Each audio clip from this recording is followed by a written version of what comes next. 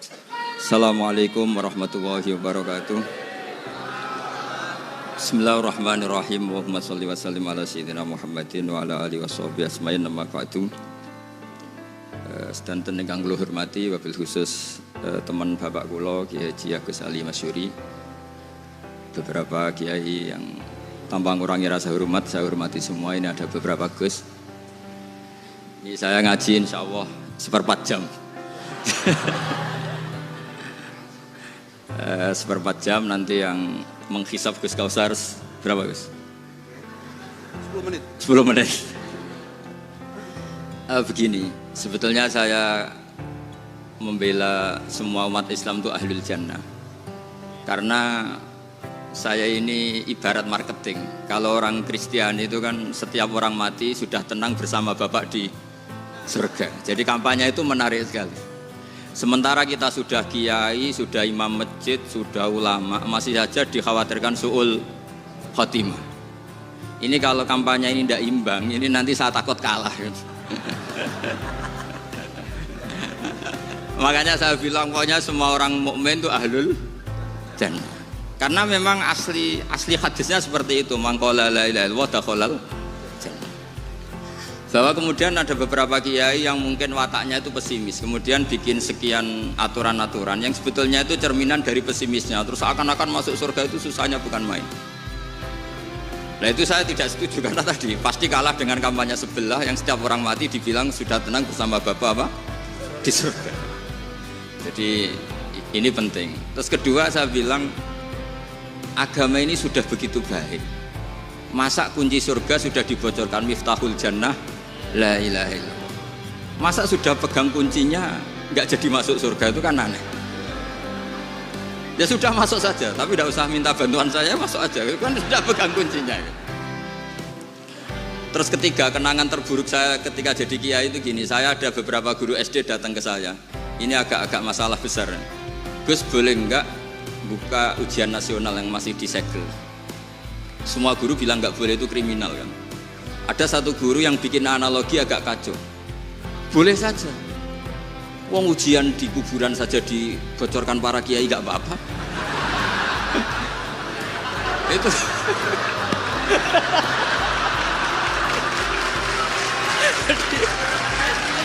Tapi ini kriminal ya.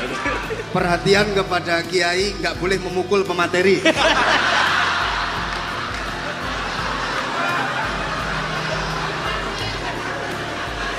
Jadi tentu itu analogi yang salah kan. Marrobuka kan, Tuhan kamu siapa, Nabi kamu. Tuhan kamu siapa, Nabi kamu siapa, imam kamu siapa. Ini kan sudah dibocorkan oleh para kiai. Artinya apa? Nak raiso jawab kebablasan gitu. Terus guru ini berpikir kalau ujian akhirat sekrusial itu saja bisa dibocorkan, kenapa ujian nasional tidak boleh? Tentu ini kias yang salah, saya tidak ngajari seperti itu. Tapi saya ngajari ke kalian betapa mudahnya masuk surga. Kunci jawaban sudah dikasih, kunci pintu masuk sudah dikasih. Kok sampai tidak masuk, ini kebablasan. Paling salah gurunya. Jadi ini kenapa saya sering cerita orang mukmin semuanya itu min ahlil jannah. Itu saya jamin. Sama tidak usah takut su'ul khotimah, tidak usah takut berlebihan seperti itu. Karena setahu saya, setidaknya saya mewakili ulama zaman ini. Rata-rata guru kita ini bermadzhab Syadzili dalam berkeyakinan berpikir tentang Allah. Di antara ini yang mulai saya ngomong serius, supaya tadi kan guyonannya sudah diambil Gus Reza sama Gus Kausar. Saya tahu kenapa mereka guyon. Kalau ngomong serius takut kalah sama saya.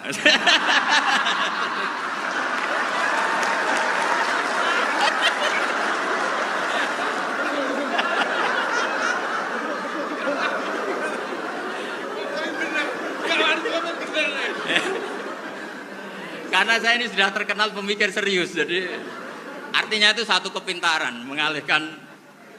Ya, oh ya, sudah itu satu kecerdasan. Tidak hanya ngalim tapi betul cerdas. Betul cerdas. Jadi itu bukti beliau-beliau ini cerdas itu.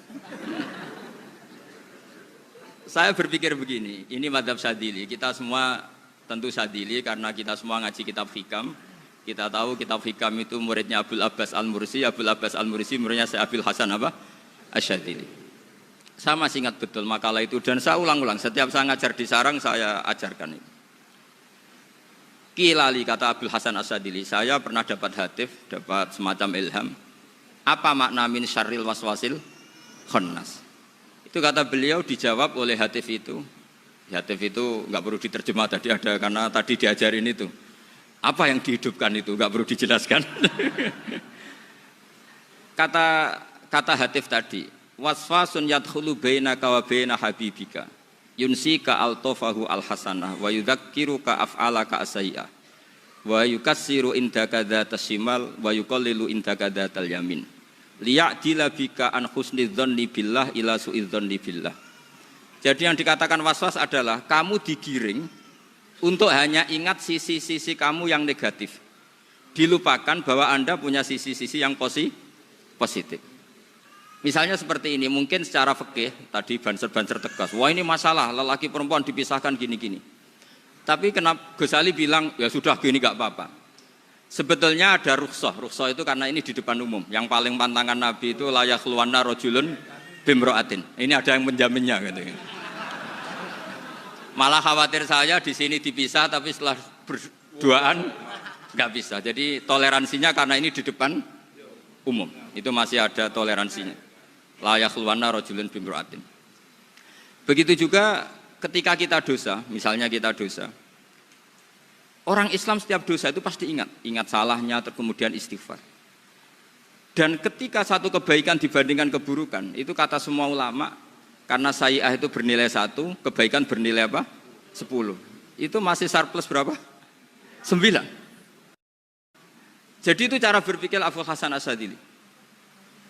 Kenapa kamu harus berpikir positif tentang Tuhan? Sekali berpikir tentang negatif, itu bahaya betul. Misalnya begini, kamu berpikir tak rewangi jadi kiai, sujud, rukuk, ternyata aku tetap mlebu neraka. Gunane apa? Itu menurut saya kan nggak punya akal. Sujud itu satu kelaziman menghamba kepada Allah. Normalnya seorang hamba itu ya sujud. Kemudian gara-gara kamu ingin masuk surga, terus logika kamu dibalik. Gunanya apa saya sujud? Ternyata saya masuk neraka. Itu pertanyaan yang benar-benar bodoh dan itu menjadikan Allah benci. Logikanya dibalik begini. Ini saya ngomong serius karena ini bentuk kemenangan saya ini bentuk kemenangan saya. Saya berkali-kali ngomong di kota pelajar di Jogja karena banyak pengujinya juga. Bukan sekedar pendamping tapi penguji. Banyak yang profesor, bukan sekedar dokter, banyak yang profesor. Jadi biar ini dok. Begini.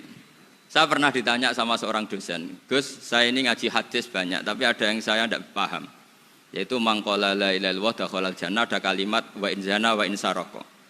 Meskipun pernah zina, pernah maling. Ini kan seakan-akan mentoleransi perzinaan dan pemalingan.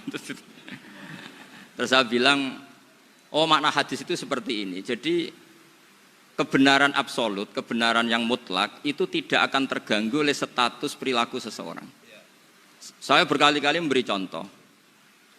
Orang yang ditangkap KPK akan bilang 1 tambah 1 2. KPK-nya juga bilang 2. Rivalitas dalam politik, Pak Prabowo ya bilang 2, Pak Jokowi juga bilang 2. Orang yang zaniyah, yang lonte pun akan bilang 2. Muftinya juga bilang 2. Ketua MUI-nya juga bilang 2. Artinya gini, kebenaran yang absolut adalah kebenaran yang siapapun akan meyakini seperti itu. Seperti 1 ditambah 1 2. Kamu punya musuh bilang 2.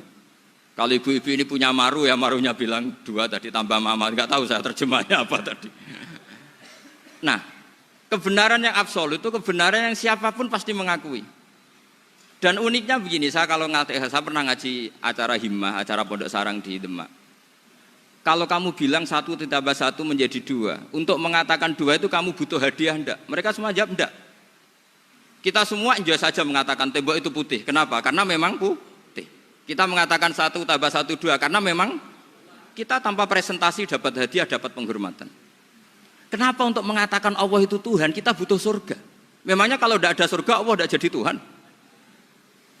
Ini problem orang soleh-soleh yang terlalu pesimis. Makanya nanti orang-orang soleh itu masuk surganya berat. Tapi kalau orang alim lebih gampang kira-kira seperti itu.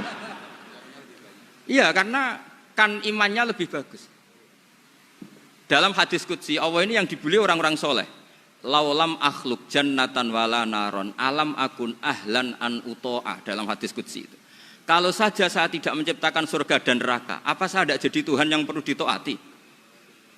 Apa kalau kamu tidak saya kasih uang 1 juta terus bilang 1 tambah 1 11? Enggak kan? Tetap bilang berapa?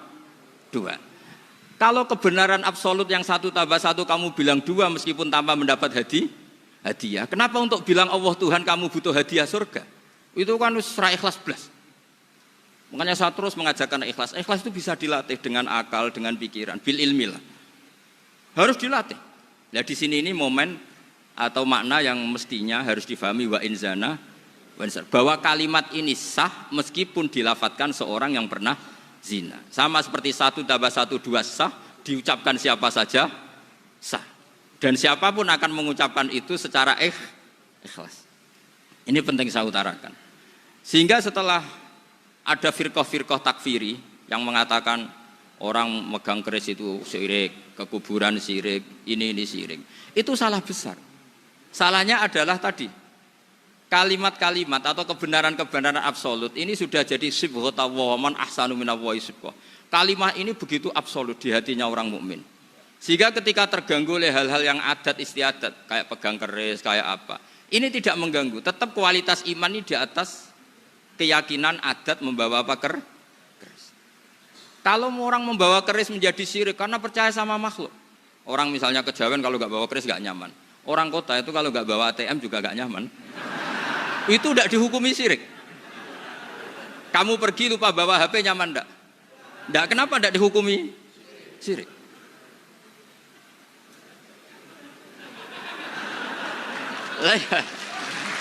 Jadi ini logika-logika. Jadi makanya ini Gus Reza boleh ngeritik saya. Saya tuh berkali-kali bilang, saya termasuk ulama yang mau bikin gerakan cangkem elek.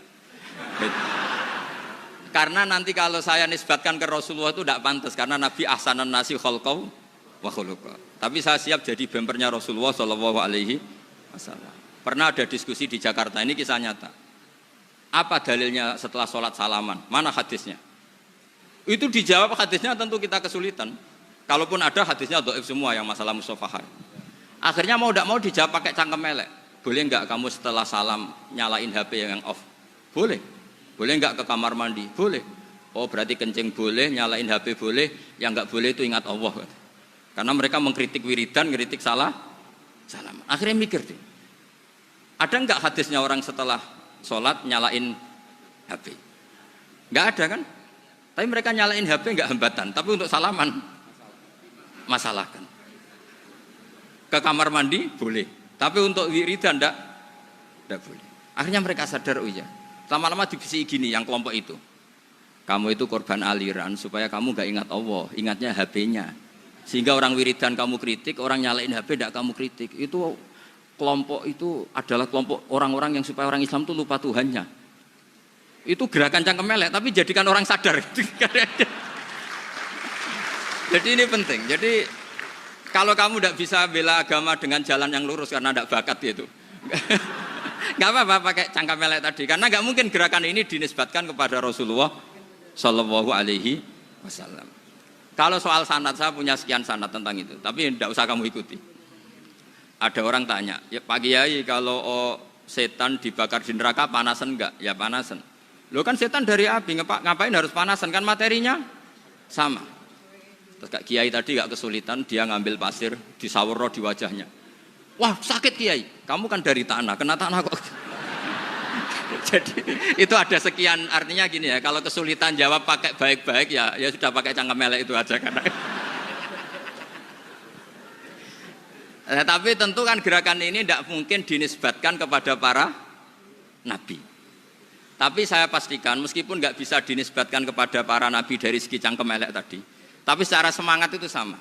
Saya punya sekian contoh. Benar Gus Riza tadi gojok saya sengawur-ngawurnya itu masih punya sanad. Itu pas saya ngawur pun masih punya apa? Sanad. Nabi Ibrahim itu ketika faja'alahum juzatan illa kabiralahum itu si berhala paling besar dikasih kapak. Ketika mereka geger, ini siapa yang memelihara berhala kecil? Kata mereka, sami'na fata yadhkuruhum yuqalu lahu Ibrahim. Ya kira-kira Ibrahim lah gitu. Terus setelah Ibrahim didatangkan, siapa yang melakukan ini semua? Ini jawaban Nabi Ibrahim, bal fa'alahu kabiruhum hadza. Ya tanya yang bawa pedal, saya kan enggak bawa kan. Terus kata orang-orang, otak kamu itu di mana? Masa berhala disuruh nanya, kan nggak bisa ngomong. Ibrahim kembalikan, uffil lakum walima ta'buduna min dunillah. Lalu otak kamu di mana? Sudah tahu nggak bisa ngomong kok disembah gitu. Itu ada kata uffin loh. Uffin itu kalau diterjemah kira-kira ya agak-agak jancuk gitu. Kira-kira ya kira-kira seperti itu. Jadi Sekarang dalilnya jancuk apa Gus? biasa misalnya saya sudah gimana Jancuk itu dari dak tinggalkanlah suan perkara sing elek. Krono ilate wong Surabaya kakean rawon akhirnya ngomongnya jancuk.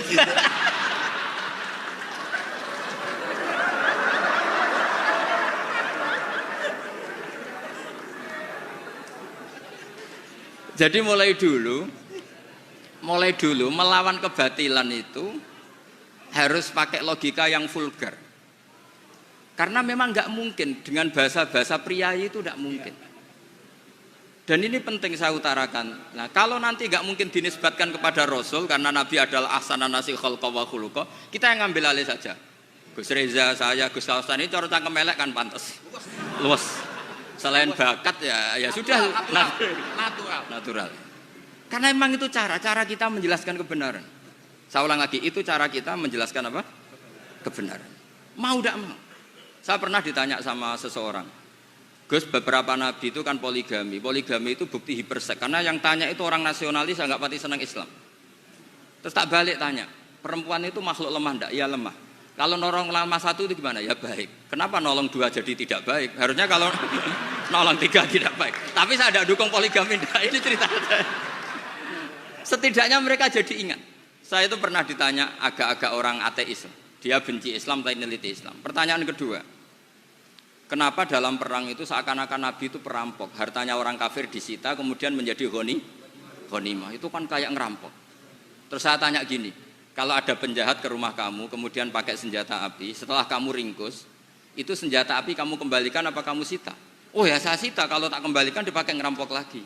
Ya sama seperti itu, kalau kekuatan mereka dikembalikan, akan dipakai kekuatan mereka lagi. Jadi, ya lagi-lagi ini kemenangan orang serius. Karena nanti guyanya sudah dintekno sama Gus Safa sama Gus Riza.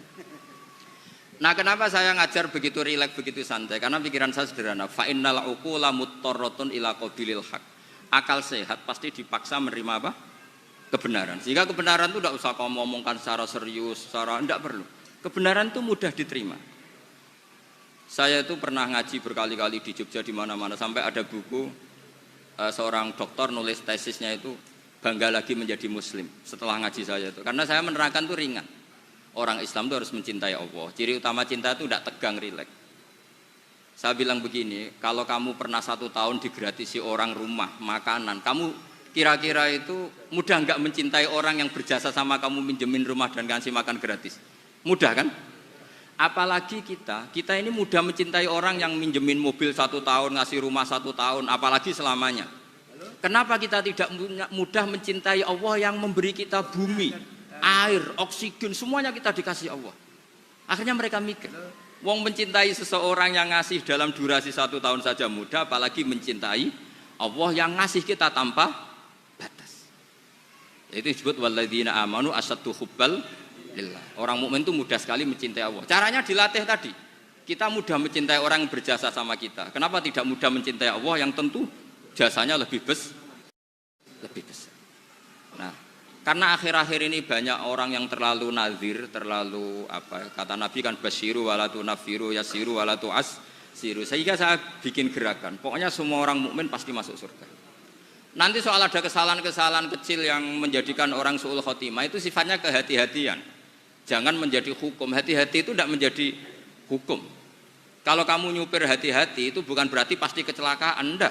Hati-hati itu ya hati-hati saja, tidak menjadi hukum. Ini penting saya utarakan karena kubu sebelah kampanyenya sudah tadi, setiap mati mesti tenang bersama Bapak di surga. Sementara kita mau kampanye, kamu sholat tidak mesti diterima, haji tidak mesti diterima, jadi kiai tidak mesti masuk surga. Coba kalau kita kampanye gitu terus, yang mau jadi muslim itu siapa?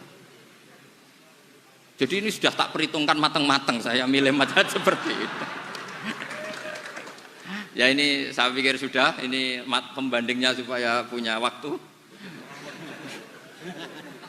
Saya suka sekali. Nah ini yang sesi terakhir ya, sesi terakhir. Saya akan cerita fikih karena Nyun sewu Gus, ada iklan sebentar dari ibu-ibu, pentolan mic kurang dekat ke mulutnya Gus Baha. Sehingga suaranya tidak terdengar sampai ke belakang. Oh, gitu, pentolannya didekatkan Gus oh, ke mulut. Ini kalau ngomong konotasinya itu mesti nyerempet. Sudah apa ya? Sudah ahlinya di situ. Ya malah kayak gitu.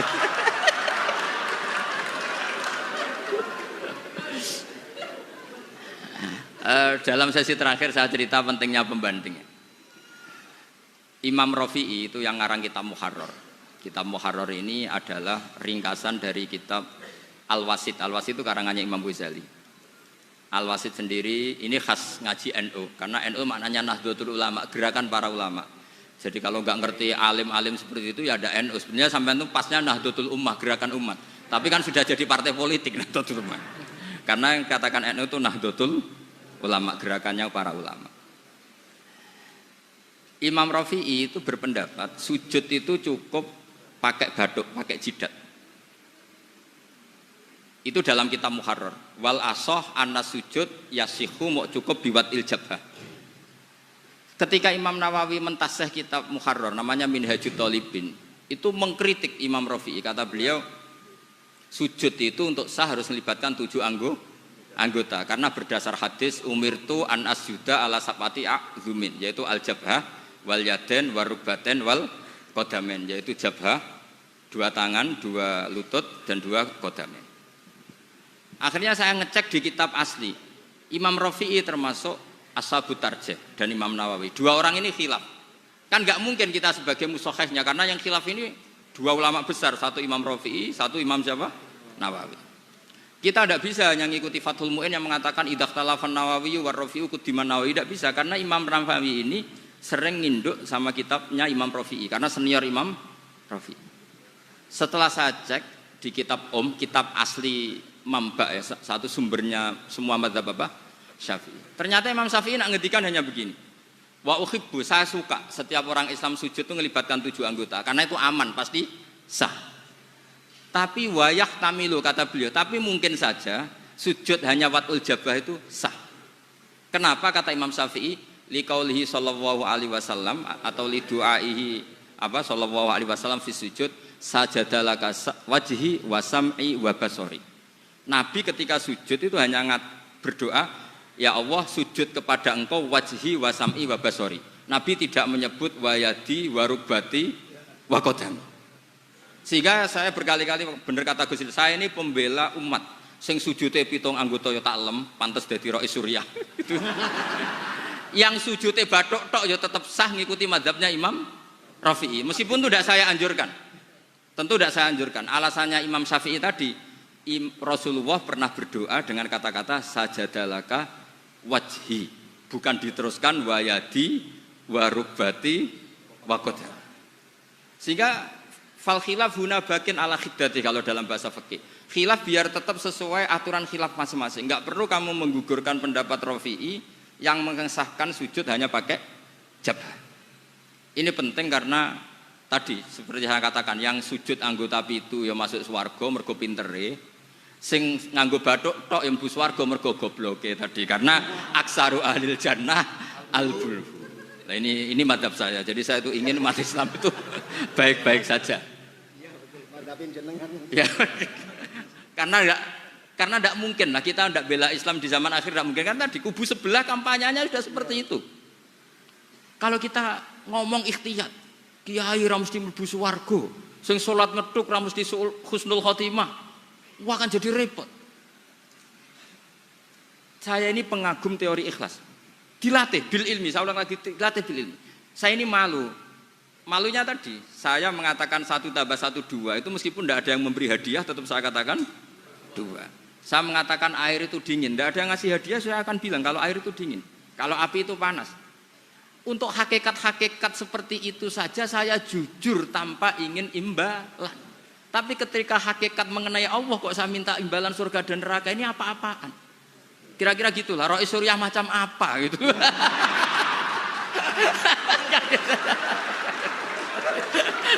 Ya saya kira demikian. Assalamualaikum warahmatullahi wabarakatuh. Waalaikumsalam warahmatullahi wabarakatuh. Alhamdulillah. Baru kali ini ada seminar yang dikritik terus sama pemateri itu pendampingnya. Mestinya pembandingnya. Tapi luar biasa para milenial semuanya, Masya Allah, terlihat wajah-wajah surga di majelis ini. Walaupun toh yang hadir tidak semuanya milenial, ada post milenial juga di sini. Ada yang Gus dan juga ada yang Kiai. Kalau Gus biasanya kan masih bisa tolah-toleh, kalau Kiai harus fokus. Tapi yang paling fleksibel di PWNU Jawa Timur, yang paling enak itu adalah beliau, Kiai Haji Agus Ali Mazhuri. Enaknya pripun? Jadi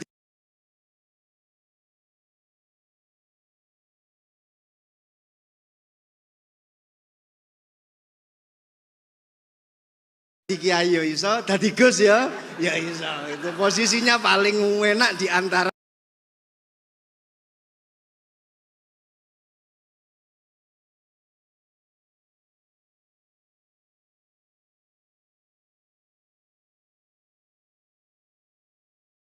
pengurus-pengurus yang lain. Tepuk tangan untuk beliau, nggak apa-apa.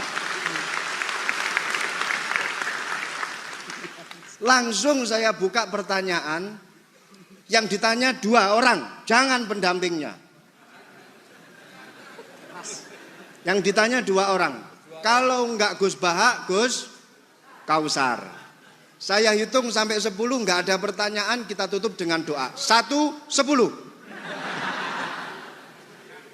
Ada yang 2 mawon nggih, pertanyaannya 2. 1, monggo. Yang perempuan, saya ingin yang perempuan, monggo. Sudah 2, silakan.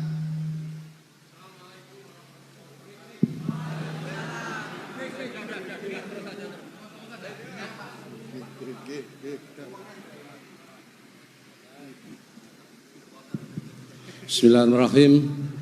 Assalamualaikum warahmatullahi wabarakatuh.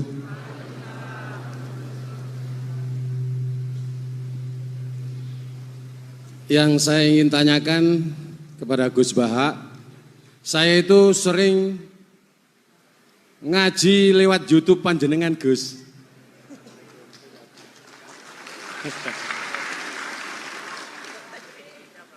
Insya Allah ilmu saya tambah walaupun tidak banyak. Yang saya tanyakan, nopo ilmu kula niki barokah? Yang pertama, karena saya ngaji lewat YouTube panjenengan, saya tidak izin. Untuk itu hari ini saya izin panjenengan. Mudah-mudahan ilmu ingkang saya dapat dari panjenengan niku saged barokah. Niku Gus. Terima kasih. Wassalamualaikum warahmatullahi wabarakatuh. Waalaikumsalam warahmatullahi wabarakatuh. Langsung mawon Gus nggih, yang satunya dulu. Siapa aja? Oh gitu. Monggo Gus. Itu tetap barokah dan kebaikan itu mah nggak perlu minta izin. Kalau kebaikan minta izin jadi repot. Jadi kalau dalam kitab fikih disebut iktifaan bil idzni syar'i, karena syara akan selalu memberi izin sama kebaikan. Itu udah hanya masalah YouTube sampean. Tadi melihat wajah Gus Ali ibadah, pamit dulu. Nanti kalau ada orang alim lewat mau lihat juga pamit dulu. Lama-lama mau baca sholawat, ya Rasulullah pamit dulu mau baca sholawat. Jadi semua kebaikan itu cukup iktifaan bil idzni syar'i. Ya jelas ini ya. Ya. Oke, terima kasih. Jangan lupa pulsane tuku dhewe lek ndelok YouTube. Wifi-nya juga jangan nyolong. Harus passwordnya izin kepada yang punya wifi. Baru nanti 100% barokah. Mbak yang belakang bisa berdiri. Yang mau tanya tadi. Ya, silakan. Bismillahirrahmanirrahim. Assalamualaikum warahmatullahi wabarakatuh. Mohon izin Yai Gus, saya di sini mau tanya, selain sebagai pelajar santri, saya juga sebagai seorang mahasiswi di salah satu universitas di Surabaya. Yang saya tanyakan sebagai pemuda milenial, kita semua tahu bagaimana keadaan demokrasi negara Indonesia saat ini. Yang saya tanyakan bentuk dari hubul waton minal iman. Hubul waton di sini, bolehkah saya sebagai seorang mahasiswi menyuarakan pendapat saya, berjuang bentuk ijtihad demi keadilan berupa demonstrasi.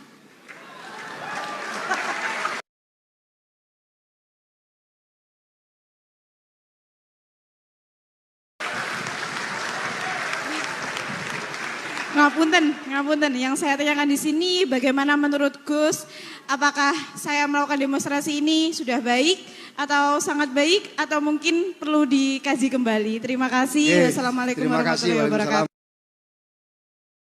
wabarakatuh. Hubungan antara demonstrasi dan hubbul wadon minal iman. Hah? Oh ya, hubbul waton minal iman. Monggo Gus.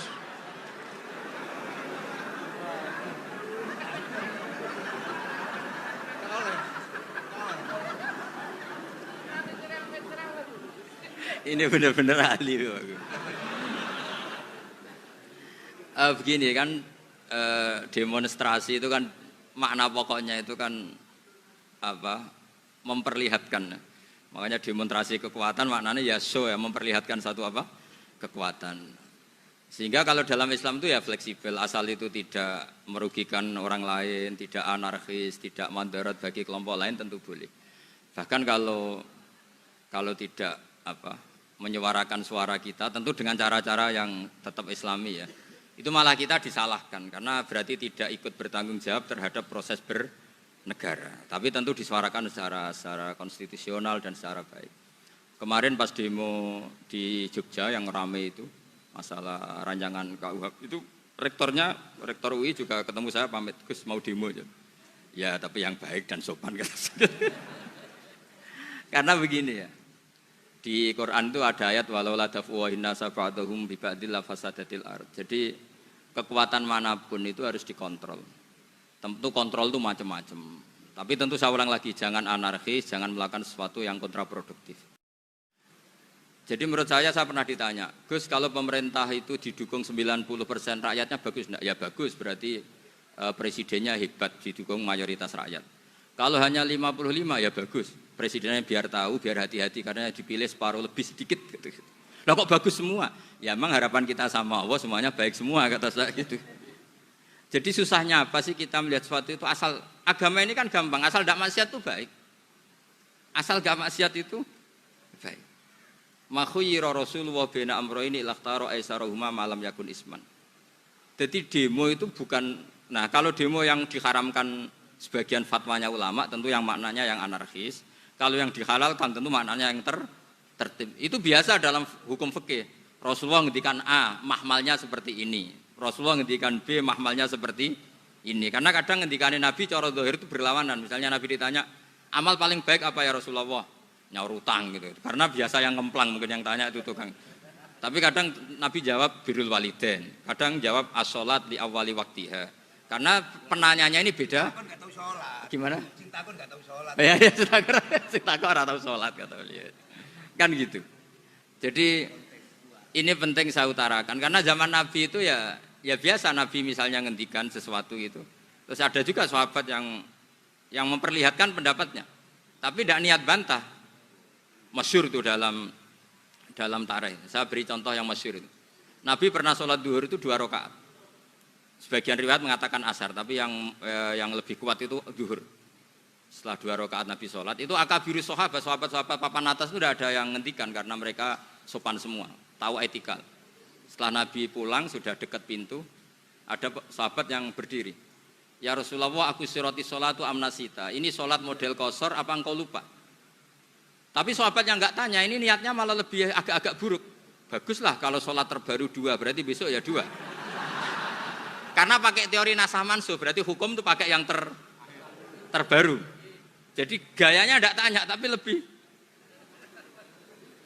Sama mungkin yang setuju undang-undang tadi ya tentang rumah tangga, kalau istri nggak mau dikumpuli tetap dipaksa, nanti suaminya bisa dilaporkan ke pengadilan gitu. Saya pasti mikir saya bukan masalah pengadilannya, pasti istrinya cantik. Kalau jelek kan nggak mungkin dipaksa. Ini ketularan. Jadi saya cara berpikir tuh, jadi tak pikir lucunya saja, bukan pikir serius. Ketularan ya sudah ketularan ini. Karena keburukan itu mudah nular. Akhirnya Nabi kembali lagi, enggak, kullu dzalika lam yakun, semua itu enggak terjadi. Tapi Nabi sebagai orang yang sangat, ya sebenarnya enggak boleh dibahasakan sangat demokratis, sangat bijak.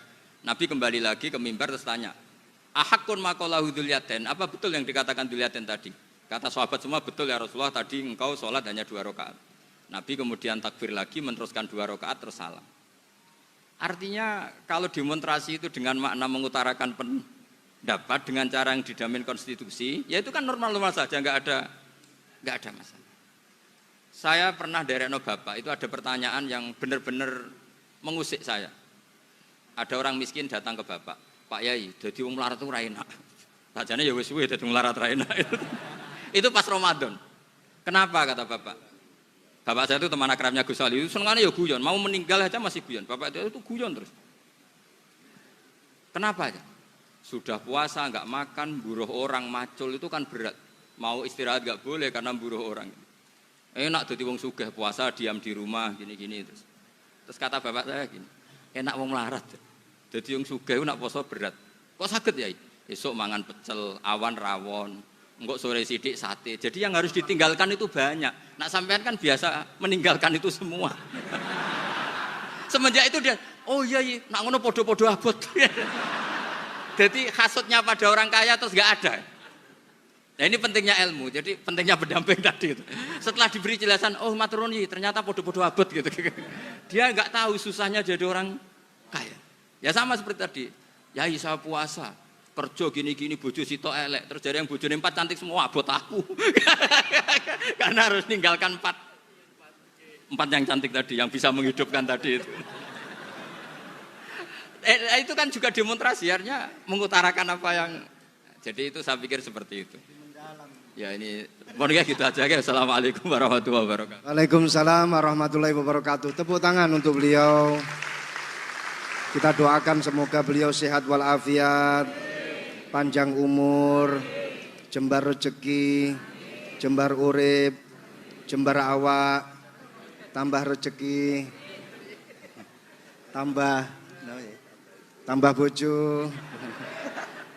Doa dari Kiai Agus Salim Masyuri. Saya serahkan kepada Gus Salam. Gus ini mau dilanjut? Enggak usah khawatir, jenengan enggak akan dihisab. Iya, ini dilanjut atau